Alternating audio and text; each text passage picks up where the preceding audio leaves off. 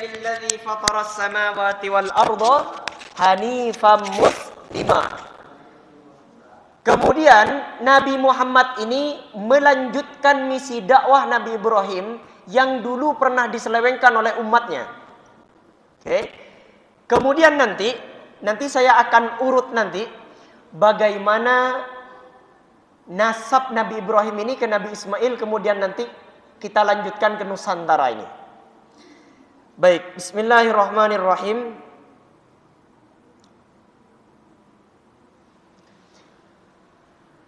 Singkatnya dulu, ini yang jadi pondasi kita untuk pertama kali, bahwasanya Allah menciptakan manusia dan jin itu untuk beribadah kepada Allah. Dalilnya di surah Adz-Dzariyat ayat 56 ya. Sudah tahu semua insyaallah hafal. Wa ma khalaqtul jinna wal insa illa. Jadi gini, Pak. Yang menciptakan manusia itu hanya Allah ya. Tuhan selain Allah tidak bisa menciptakan manusia. Jadi yang menciptakan manusia itu Allah. Yang menciptakan orang Hindu itu Allah, menciptakan orang Buddha itu Allah, menciptakan orang Konghucu itu Allah, Kristen itu Allah, menciptakan orang Yahudi itu Allah. Semua yang menciptakan itu Allah. Oke. Tugas manusia diciptakan itu ternyata ada tugasnya. Tidak hanya selesai diciptakan saja, tapi tugasnya untuk beribadah. Nah, kemudian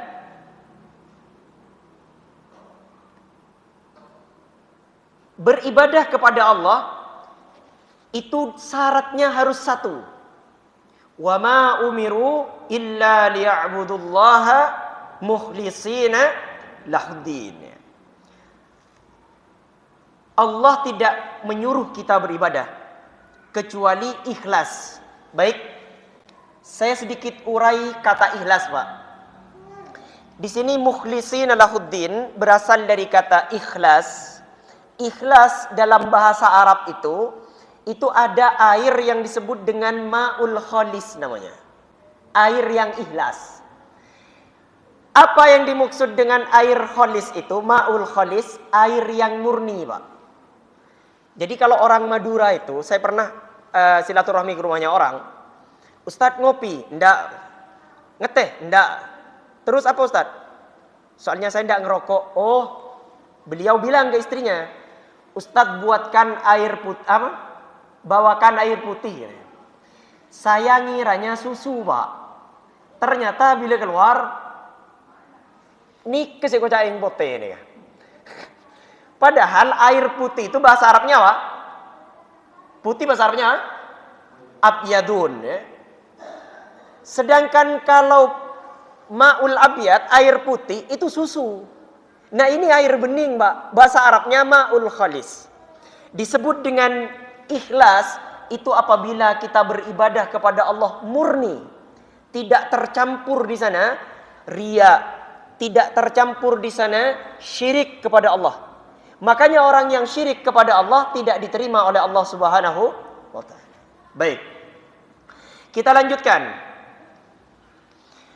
Walaqad ba'atsna di surah An-Nahl ayat 36. Walaqad ba'atsna fi kulli ummatin rasulan an i'budullaha wajtanibut taghut.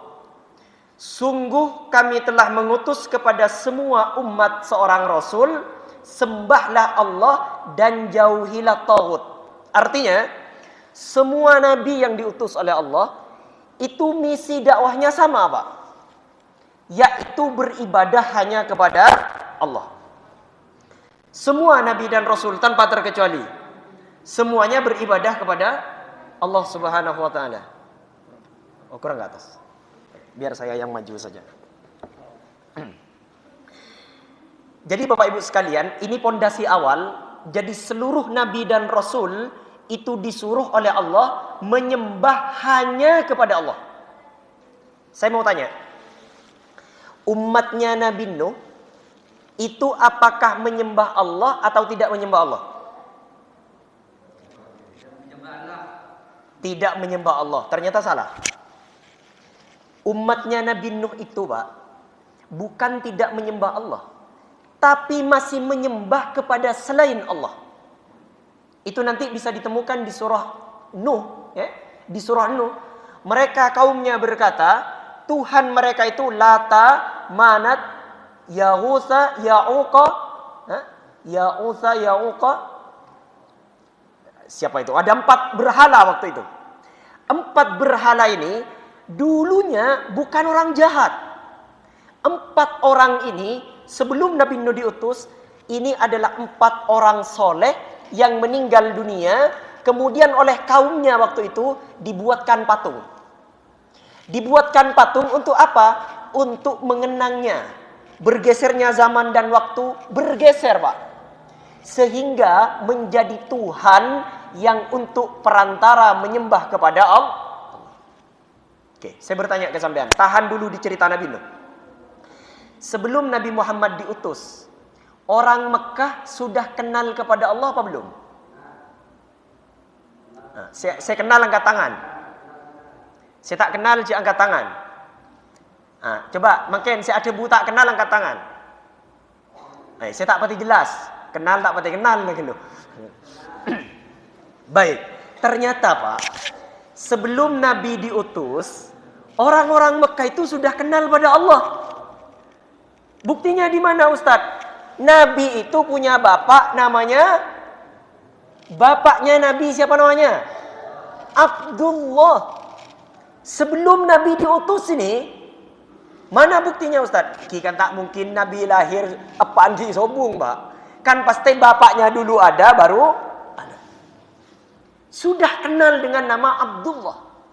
Jadi orang Arab masih kenal dengan Allah, Ustadz? Masih. Tapi mereka menyembah kepada selain Allah, dijadikan perantara. Nanti disebutkan di surah Az-Zumar. Baik. Jadi semua Nabi dan Rasul itu disuruh oleh Allah hanya menyembah kepada Allah Subhanahu wa ta'ala. Baik, selanjutnya firman Allah di surah Al-Baqarah di ayat 163, Allah berfirman, "Wa ilahukum ilahu wahid." Tuhan kalian adalah Tuhan yang satu. La ilaha illa huwa. Tidak ada Tuhan kecuali Dia. Ar-Rahmanur Rahim. Dia Maha Pengasih lagi Maha Penyayang. Baik.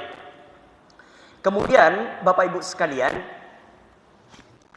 untuk mengenalkan Tuhan yang satu tadi, jadi fokus di awal tadi, jangan lupa di awal kata kuncinya. Allah menciptakan manusia itu satu tujuannya, untuk beribadah. Beribadah syaratnya harus murni pada Allah, tidak boleh tercampur syirik. Nah, untuk bisa tahu cara beribadah kepada Allah, harus ada yang menyampaikan caranya. Nah, cara itu harus diberitakan. Berita itu yang besar beritanya, itu disebut dalam bahasa Arab disebut dengan naba namanya. Berita yang besar itu bahasa Arabnya naba. Maka ada surah dalam Al-Quran namanya surah An-Naba. Orang yang membawa berita itu disebut dengan nabi namanya. Jadi kenapa disebut nabi? Karena orang ini membawa berita besar. Berita besar dalam bahasa Arab disebut dengan naba. Orangnya disebut dengan nabi. Nyambung ya? Baik. Bapak Ibu sekalian, setiap nabi diutus, itu ketika nabinya berakhir, itu pasti diselewengkan oleh umatnya. Karena nabi dan rasul itu jaraknya lama, Pak. Mulai dari Nabi Adam, itu ribuan tahun sampai sekarang, bahkan triliunan tahun mungkin ya. Jumlahnya nabi, ada yang tahu jumlahnya nabi berapa? Keseluruhan, berapa jumlahnya? 124.000 orang. Jadi sedikit ternyata. Sedikit, Pak. Jadi jeda antara nabi sebelum dan sesudahnya itu lama. Sehingga banyak penyelewengan nanti. Nah, gini rumusnya. Allah tidak akan mengadab dan menghukum seseorang kalau orang itu tidak tahu, Pak. Jadi ketika tergeser nabinya wafat, generasi berikutnya ini sudah terseleweng karena tidak ada yang membimbing, Pak. Nah, nanti ketika ini sudah durhaka kepada Allah, berlaku rumus. Nah, ini di surah Al-Isra ayat yang ke-15, dilihat slide-nya. di surah Al-Isra di ayat yang ke-15 Allah berfirman, "Wa ma kunna mu'adzibina hatta nab'atsa rasula." Dan aku tidak akan mengadab seseorang, kata Allah, hatta nab'atsa rasula, sebelum aku kirim seorang utusan kepadanya. Fokus. Setelah Nabi Adam wafat, Nabi Adam mengajarkan hanya menyembah kepada Allah.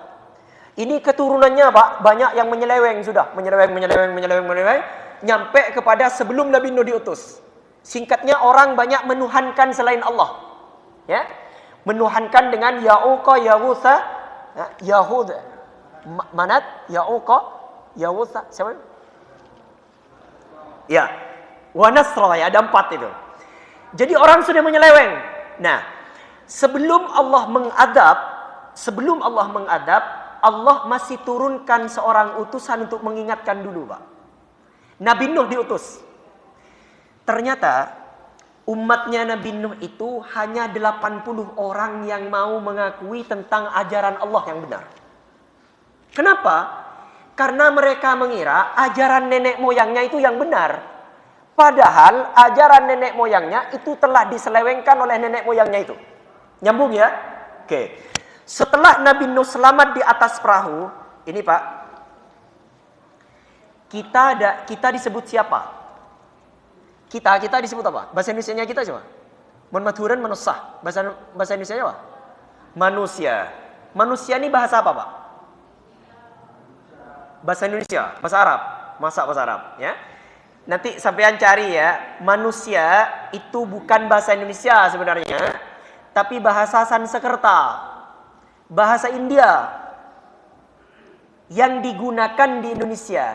Kenapa kok menyebut kita dengan manusia? Karena dalam kitab Hindu, dulu ada seseorang yang membuat bahtera besar, yang dia menyelamatkan seluruh manusia, yang membuat itu disuruh oleh Tuhan, yang membuat itu yang memimpin namanya Manu. Di Islam dikenal dengan kata Nuh, dalam bahasa Inggris disebut dengan man, dalam bahasa Ibrani disebut dengan Noah. Kita disebut dengan manusia. Oke, saya lanjutkan.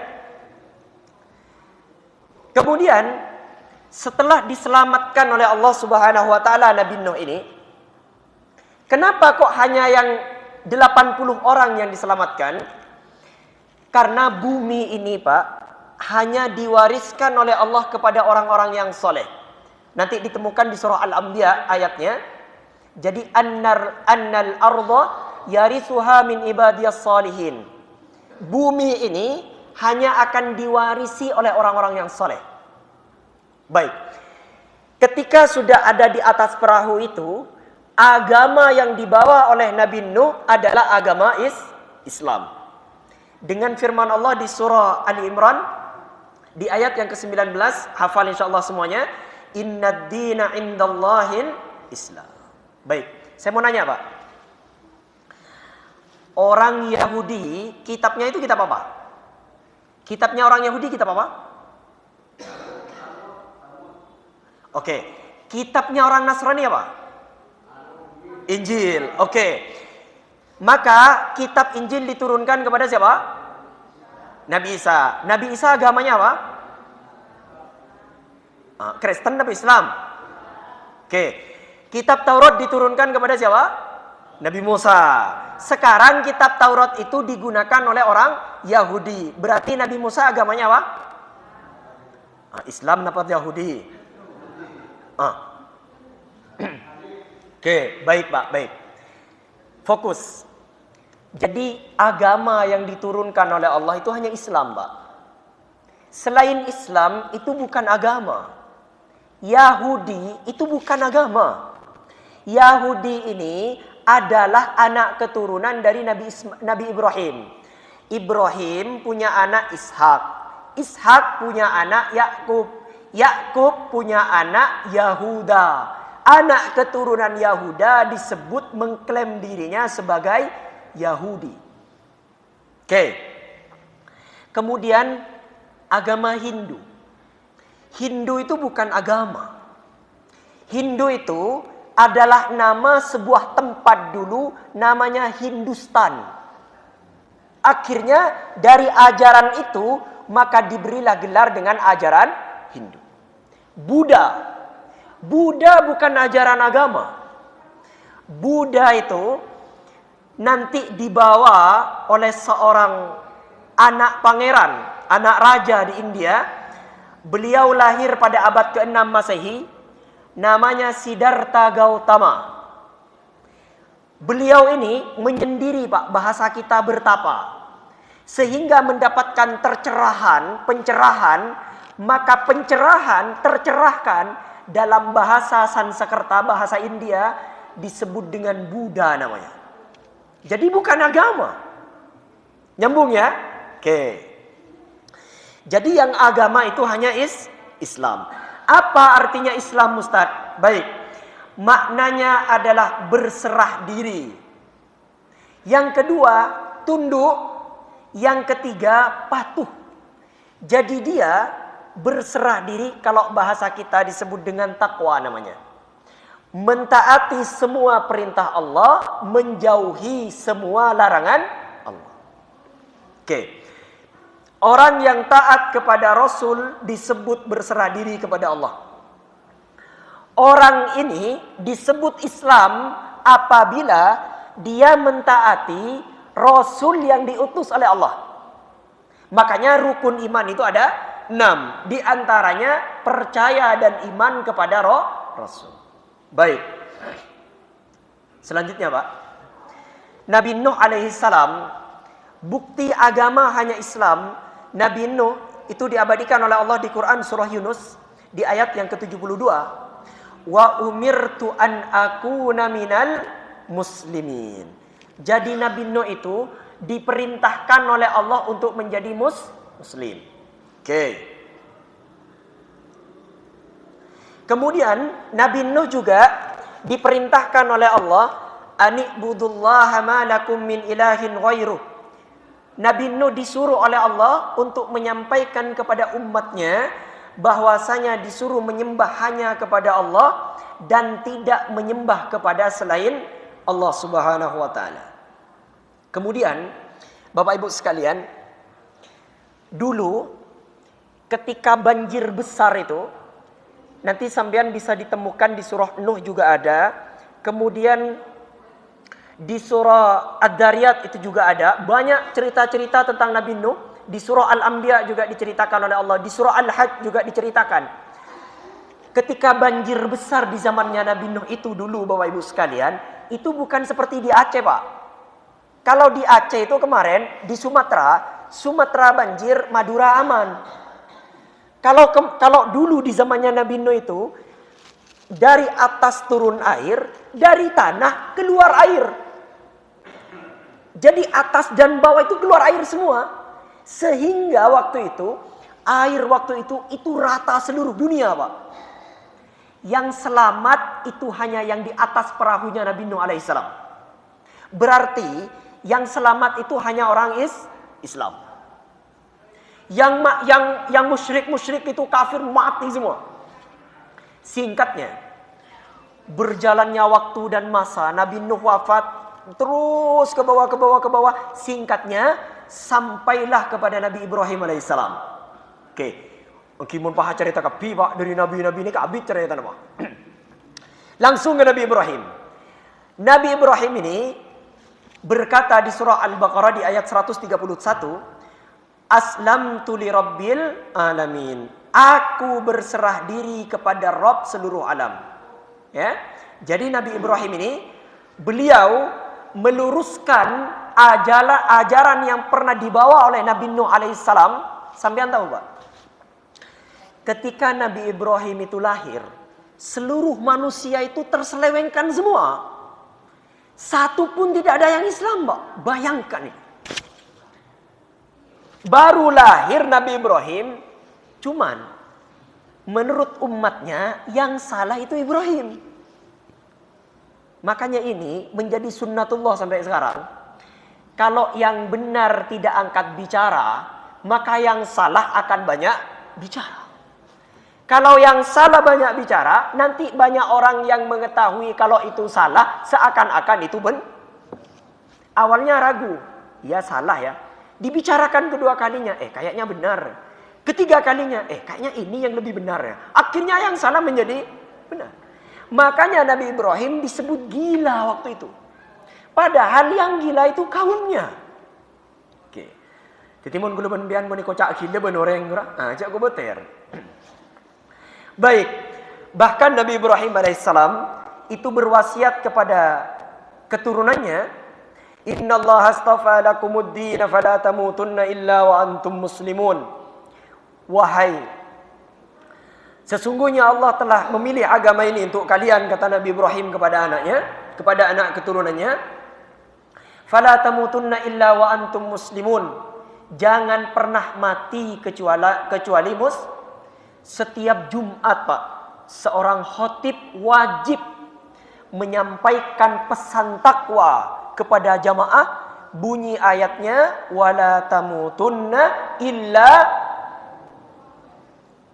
jangan mati kecuali muslim. Kenapa, Pak? Mohon izin. Ini mungkin agak ekstrim, Pak. Setan itu sebenarnya tidak begitu minat untuk memasukkan kita ke neraka. Kok bisa, Ustaz? Karena tanpa adanya setan pun tidak terjamin manusia terselamatkan dari neraka, Pak. Buktinya mana, Ustaz? Bulan puasa, setan dikerang. Bulan puasa, setan dikerang. Oke. Banyak orang tidak puasa? Banyak itu. Kok mata apa senomnya? Tak kuat keguduan setan dong, Jan. Jangan setan.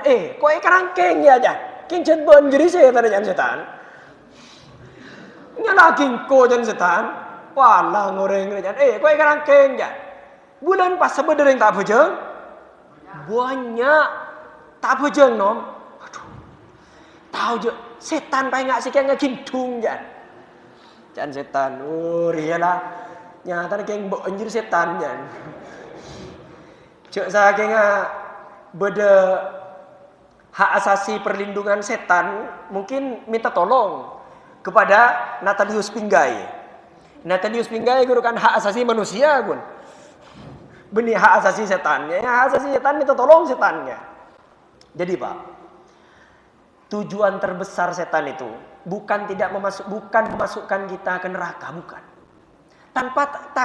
Karena tanpa adanya setan tidak ada jaminan kita untuk tidak masuk neraka. Terus apa tujuan terbesarnya, Ustaz? Setan itu inginnya manusia ini tidak masuk surga. Apa bedanya tidak masuk neraka dengan tidak masuk surga? Oh, kalau kita masih Islam, Pak, pasti masuk surga, Pak. Meskipun neraka gelo. Sepenting masuk gelo. Sepenting masuk. Sampean tahu, Pak? Dosa apa yang menyebabkan manusia haram masuk surga? Dosa apa? Syirik, Pak.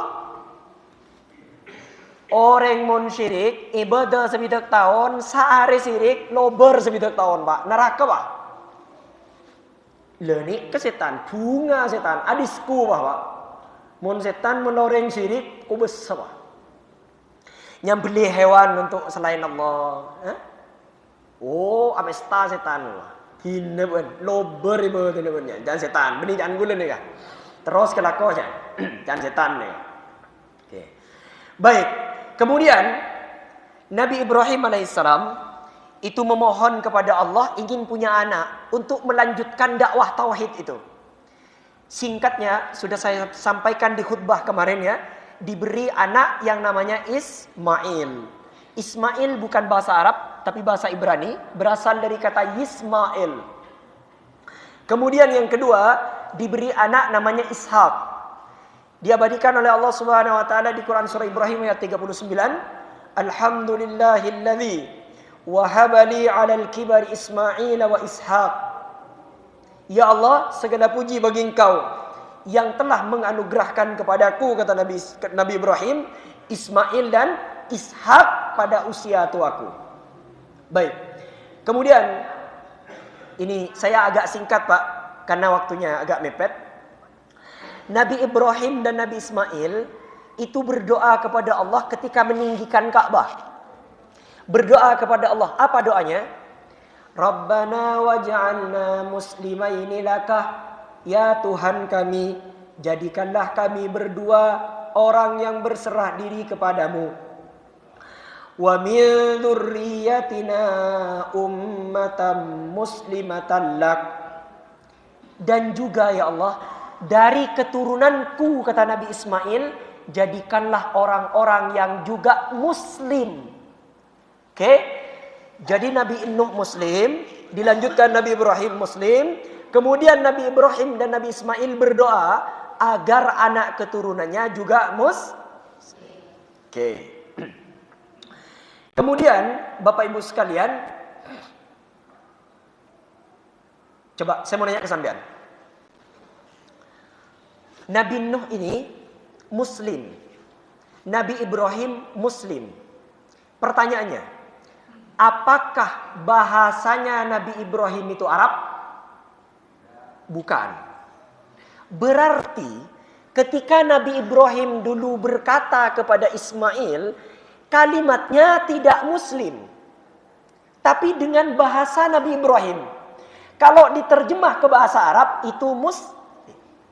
Artinya berserah diri. Dalilnya di mana Ustaz? Nah, ini di surah Ibrahim di ayat yang keempat. Wa ma arsalna mir rasulin illa bilisani qaumihi. Tidak ada seorang pun rasul yang diutus oleh Allah untuk menyampaikan Islam itu melainkan dengan bahasa kaumnya. Makanya nanti Bapak Ibu sekalian, kalau ada pertanyaan, Ustadz, kita kan harus beriman ke kitab Taurat. Kenapa kok di kitab Taurat bahasanya Ibrani? Kenapa tidak disebutkan kata Muslim? Karena Muslim bahasa Arab. Muslim bahasa Arab. Tapi maknanya itu sama, Pak. Artinya berserah diri, patuh dan tunduk. Oke.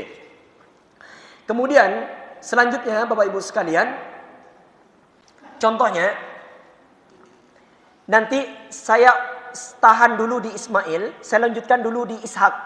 Ishak ini punya anak keturunan Yahuda. Yahuda ini nanti yang disuruh oleh Allah untuk mendakwahi Bani Israel yang mengklaim dirinya dengan Yahuda itu adalah Musa. Kitab yang dibawa oleh Nabi Musa adalah Taurat.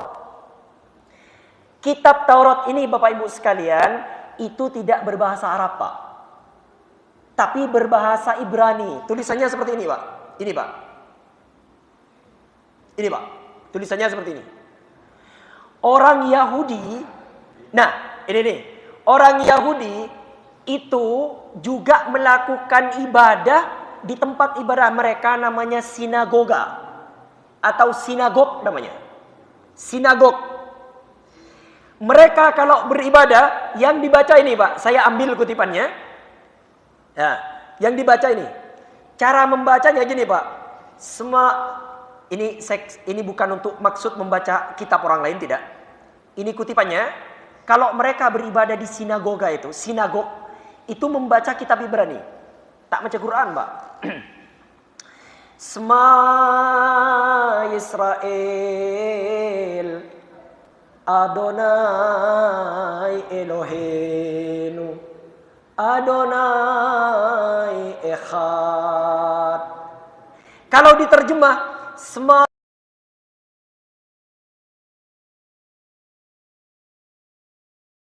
Israel. Yang dimaksud Israel ini adalah anak keturunan Nabi Yakub. Kemudian apa katanya? Adonai Elohim. Dalam bahasa Ibrani, Allah itu tidak disebut dengan kata Allah, tapi disebut dengan Elohim. Elohim.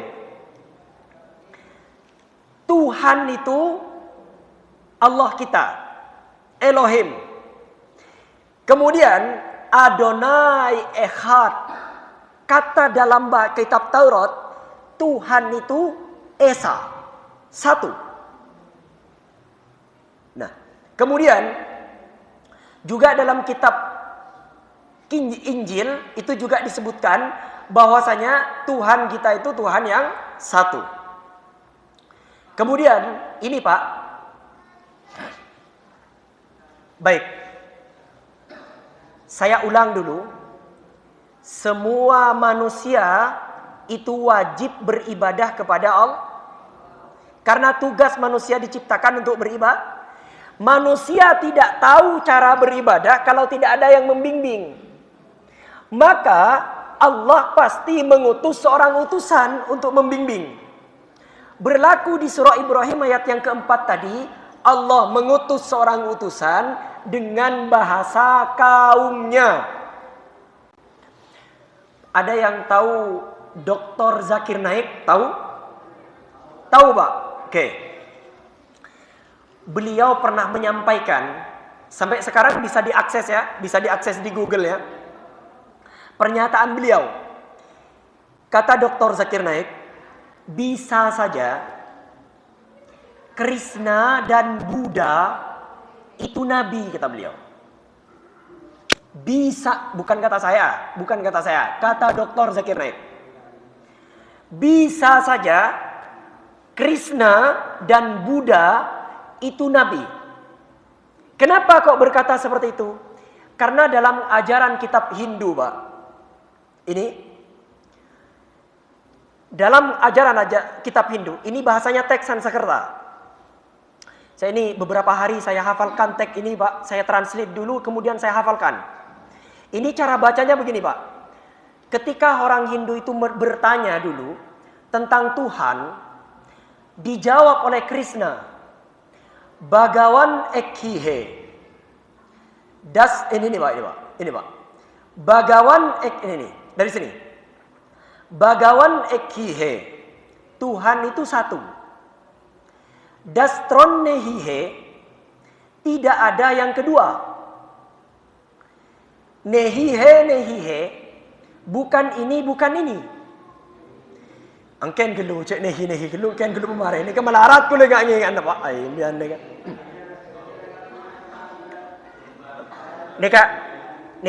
Nika tak ning macam ben seromben Pak, pola ni rekam Pak. Jadi banyak orang sini ku. Jadi mun gula ben seromben diki esare Pak, gulu kelero ya.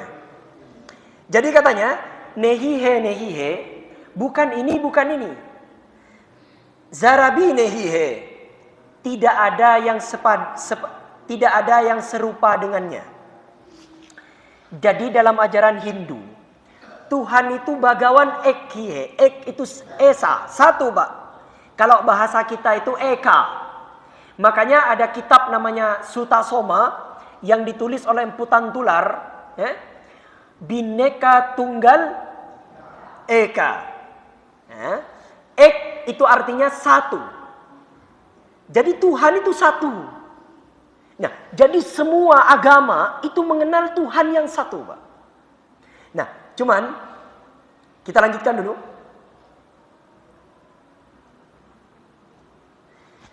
Karena waktunya tinggal 2 menit untuk adzan ini. Saya singkat dulu, saya masuk kepada Nabi Ibrahim. Nabi Ibrahim ini Bapak Ibu sekalian, dengan Nabi Ismail berdoa agar anak keturunannya menjadi Allah ijabah. Nabi Ismail itu punya 12 anak keturunan. Yang pertama namanya Nibayot.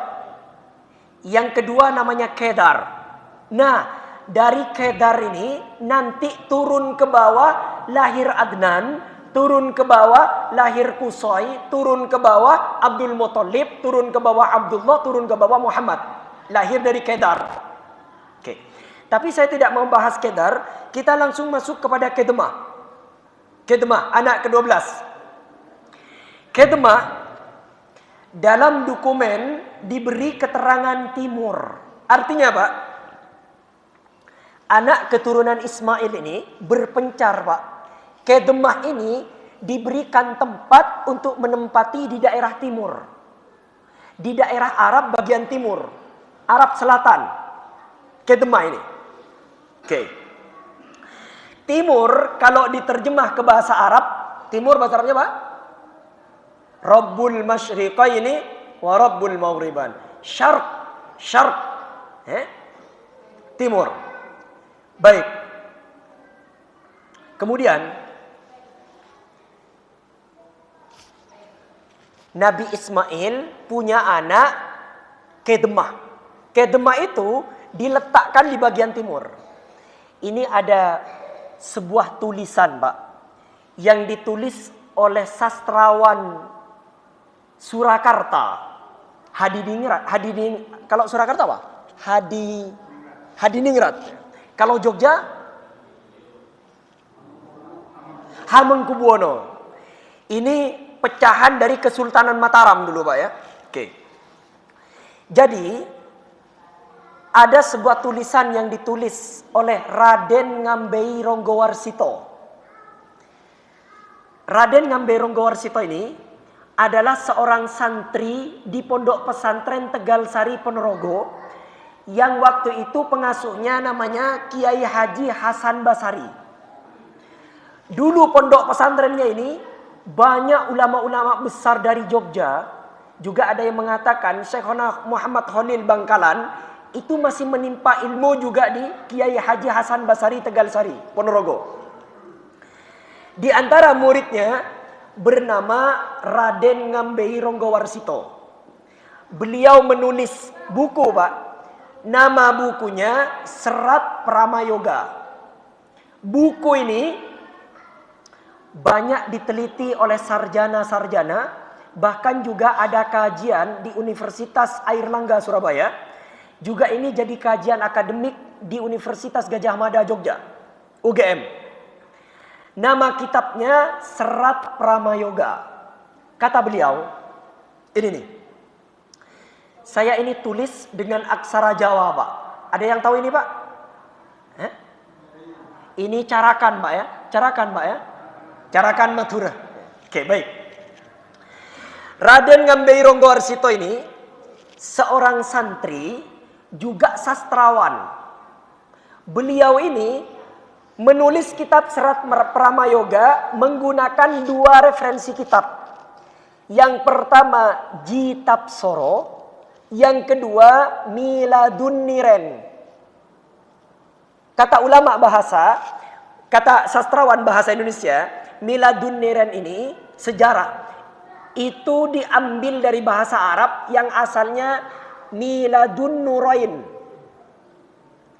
Cuman dijawakan menjadi Miladun Niren. Kata beliau, Pak, asal usul orang Jawa itu adalah Aji Saka. Nah, aksara carakan ini adalah aksara pertama orang Jawa dan aksara ini yang dibawa oleh Aji Saka. Kata beliau, ini tulisannya, Pak. Aji Saka ini punika tidak turunipun Prabu Sarkil. Aji Saka keturunan Prabu Sarkil. Nah, Prabu Sarkil, kata Raden Ngambei Ronggowarsito dalam kitab Serat Pramayoga, Prabu Sarkil sudah nyampe. Oke, lanjut. Teraipun Kanjeng Nabi Ismail. Orang Jawa itu tidak ada A. Orang Jawa tidak ada A. Yang ada di Jawa itu nga. Anacaraka data sawala pada jayanya jadi tidak ada A. Makanya kalau orang Jawa yang sepuh itu kalau ngaji alhamdulillahirabbil ngalamin. Abah kerumuni acting, Pak. Cenda tak bisa. Katanya Raden Ngambei Ronggowarsito, Prabu Sarkil terahipun Kanjeng Nabi Ismail. Nah, ternyata, Pak, diteliti oleh seorang filolog, beliau seorang profesor, jadi dosen di Universitas Airlangga, UNER. Beliau mengatakan, bahwasanya tulisan yang ditulis oleh Raden Ngambironggo Warsito ini itu bisa divalidasi dengan salah seorang penulis geografi yang pada saat itu menulis bukunya pada tahun 130 Masehi. Namanya Claudius Ptolemy. Beliau menulis bahwasanya di selatan Arabia itu ada tempat namanya Negran. Nah, dikonfirmasi dengan serat Pramayoga yang ditulis oleh Raden Ngambironggo Warsito, Prabu Sarkil itu dari Najran. Apa artinya Syarkun kata saya tadi? Timur. Prabu Syarkil, Prabu Timur. Nabi Ismail punya anak 12. Yang ke-12 namanya Kedma. Artinya Kedma, Timur. Nyambung? Oke. Pertanyaannya, berarti Ustaz, kalau misalnya, anggap kita menduga-duga dulu. Kalau misalnya ini benar yang ditulis oleh Raden Ngambironggo Warsito, ini sezaman dengan, Raden Ngambironggo Warsito ini sezaman dengan Pangeran Diponegoro, Pak. Raden Ngambironggo Warsito ini seorang santri dari segi keilmuan, dari segi nasab, ke atas nasabnya beliau ini masih keturunan dari Joko Tingkir. Jadi darahnya masih darah biru, bukan sembarangan orang ini. Nah, karena ini sudah hampir Pak ya, biar cepat saja. Baik, ini Pak, ada pertanyaan, Ustadz, kapan Aji Saka sampai ke Nusantara? Menurut Raden Ngambironggo Warsito, Aji Saka itu sampai ke Nusantara kurang lebih pada abad ke-1 Masehi. Berarti sebelum Nabi diutus, Indonesia sudah ada apa belum? Sebelum Nabi diutus, Nusantara ini sudah ada orangnya apa belum? Hah? Belum? Sudah Pak. Nabi itu lahir 571 Masehi. Ada kerajaan di Kutai Kertanegara, Kalimantan Timur, itu berdiri 400 Masehi, Pak. Jauh, Pak. Sebelum Nabi lahir, ini sudah banyak orang di sini. Gimana kanto, Pak? Maksudnya di Nusantara ya. Nah, apakah betul yang disampaikan oleh serat Pramayoga yang ditulis oleh Raden Ngambironggo Warsito, bahwasanya Aji Saka itu masuk ke Nusantara dan orang pertama kali? Nah, ini, Pak. Tidak apa-apa, kita lanjutkan apa? Oke, pokok pemberi saya setuju nih. Oke, baik. Nih, perhatikan Pak. Ini bisa dikonfirmasi dengan bukunya orang Hindu yang ditulis oleh karya Maharsi Valmiki namanya. Kalau orang Jawa menyebutnya dengan Walmiki, karena dalam carakan orang Jawa tidak ada V, yang ada Wa. Dari Deva menjadi Dewa, ya. Dari Siva menjadi Siwa, ya. Dari Sevarga menjadi Suarga. Saya lanjutkan. Ini ditulis pada abad 130 Masehi.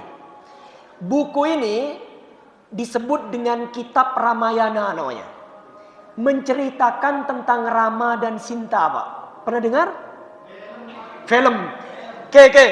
Menurut kita, Pak, ini fiksi, Pak. Fiktif. Tapi kalau kita bilang sama orang Hindu di India, ini fiktif, mereka marah. Sebagaimana kita mengatakan Musa itu nyata. Kalau orang India mengatakan Musa fiktif, kita marah. Padahal kita tidak ketemu sama Nabi Musa kan? Oke. Dalam kitab Ramayana itu disebutkan oleh Walmiki. Kata beliau, ini Pak, saya translate, kata beliau begini. Yatnavanto Yava Dwipam Saptarajyo Pasubitam Savarna Rupiakam Dwipam Suwarna Akaramanditam. Ketika Sinta diculik oleh Rahwana, kemudian Rama itu mau mencari kemana, bingung.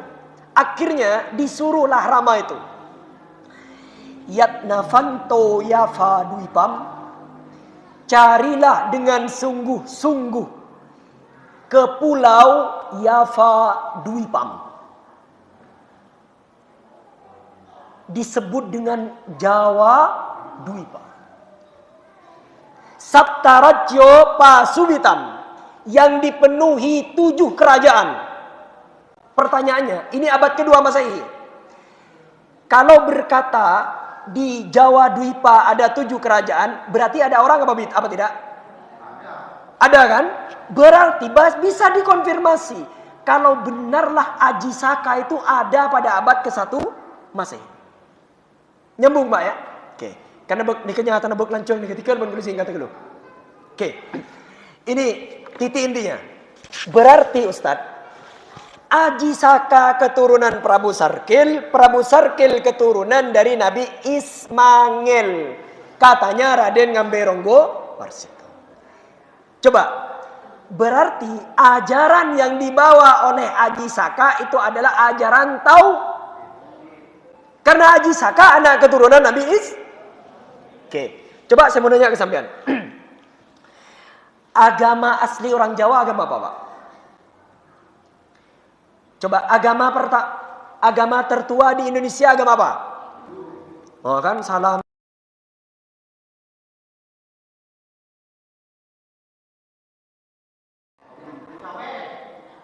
Oke.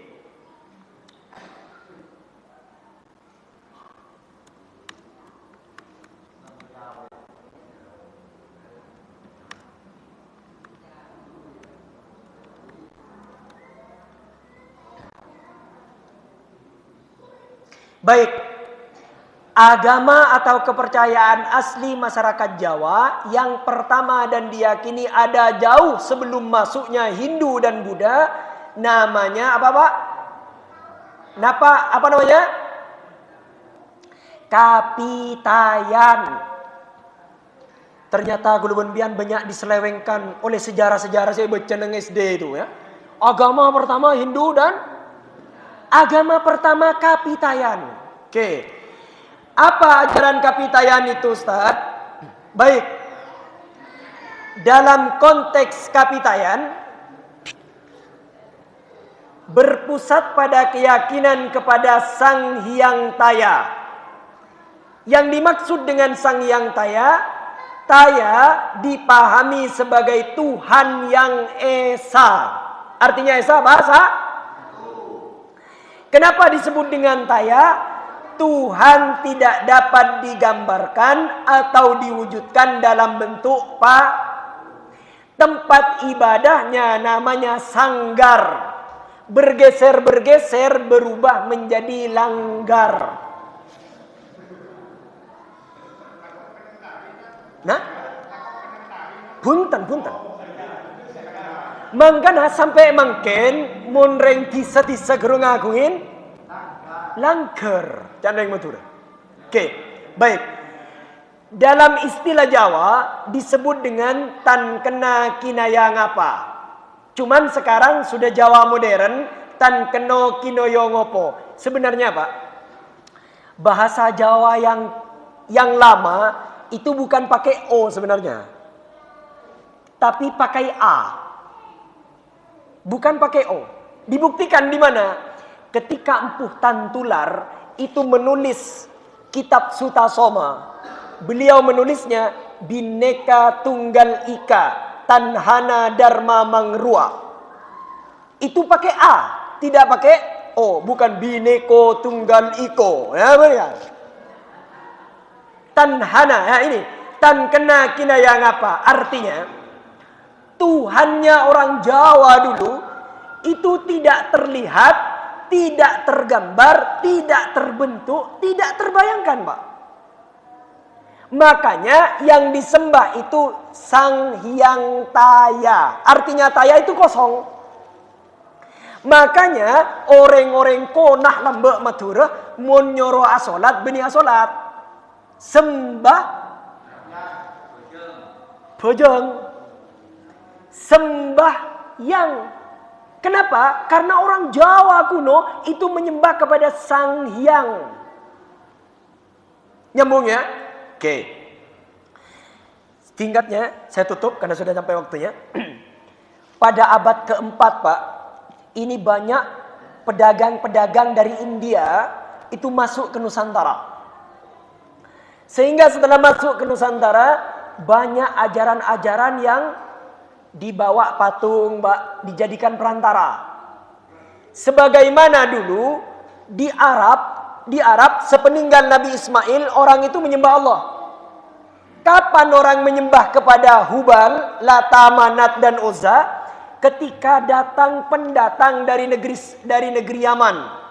Namanya Amr bin Luhai.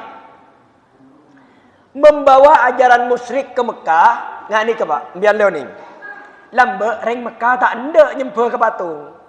Ben Amr bin Luhai kebele tak usah nyembah ke patung. Cukup jadikan patung ini sebagai perantara kepada. Makanya nanti di surah Az-Zumar itu kata mereka, "Ma na'buduhum illa liyuqarribuna ilallahi zulfa."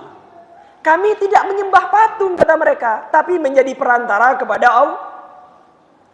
Setelah ajaran Hindu ini menyebar, banyak perantara-perantara, masuklah Islam yang dibawa oleh 9 wali itu, Pak.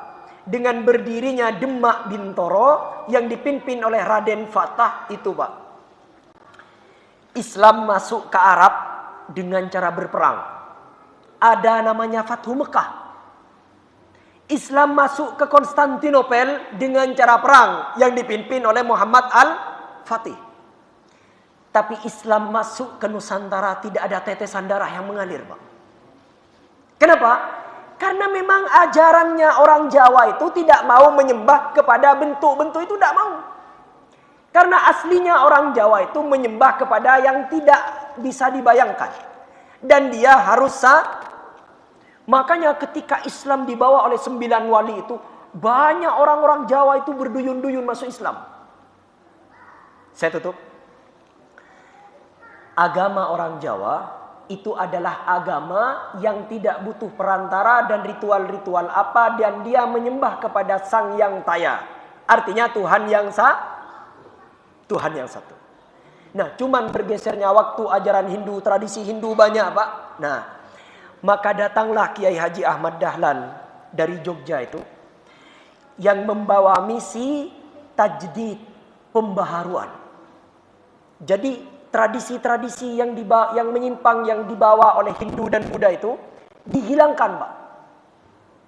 Nah, jadi kuluban panjenengan mungkin jangan tersinggung. Mun kuluban panjenengan cak benoreng. Cuk nganu nikah karena nikah pada ben agama nerenghin. Cuk nganu nak nikah karena nikah pada ben ajar nerengbut. Cuk tersinggung, Pak, karena memang akan luan butek daripada sambian. Jadi setepak katanya apa? Menurut Nabi Muhammad, semua tradisi-tradisi yang bertentangan dan tidak diajarkan oleh Nabi, mari sedikit demi sedikit kita tinggalkan. Semoga